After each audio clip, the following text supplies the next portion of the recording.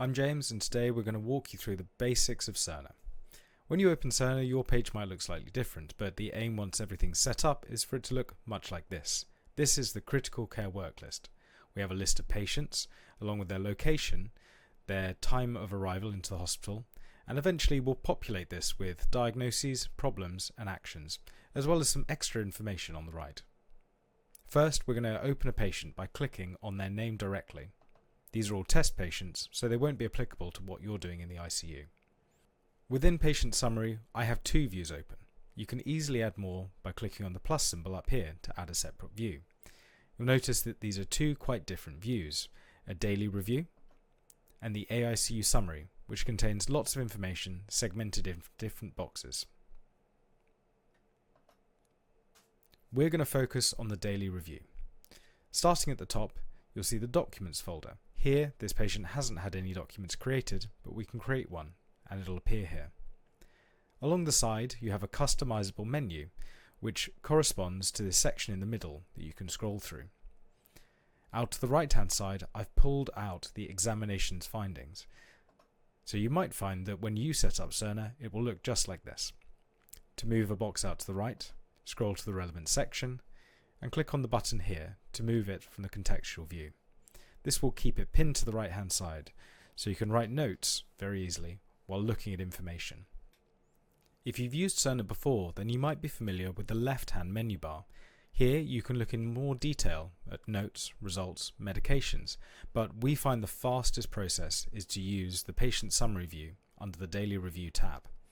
To write a document, we use a quick text. You can create these yourself.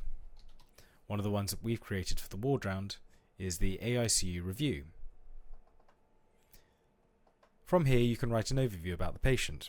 For example,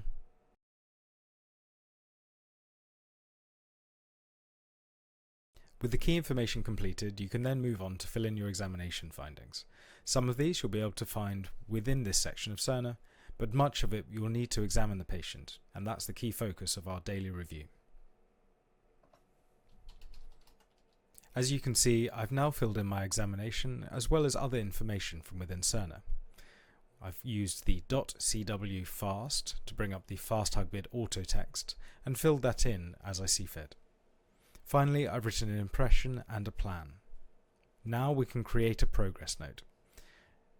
I move over to the left-hand side, click AICU progress note, and that will let Cerner pull all of the information I've included, as well as any active medication or past medical history that we've put in.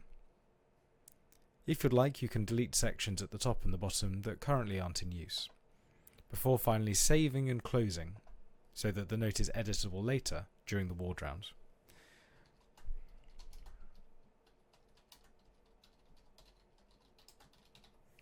I'm going to title this as the AICU ward round with the consultant's name, and click OK.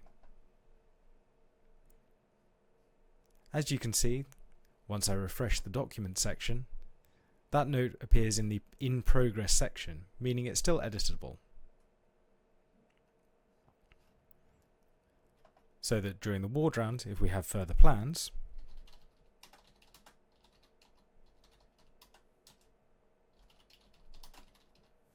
they can easily be added without creating addendums unnecessarily. Save and close if you want to edit later. Sign Submit if you're happy with the document being finalized. Moving to the Structured Notes section from the menu bar on the left, you can see that our ward round entry has appeared. That concludes a basic introduction to the AICU Daily Review and how we use Cerner.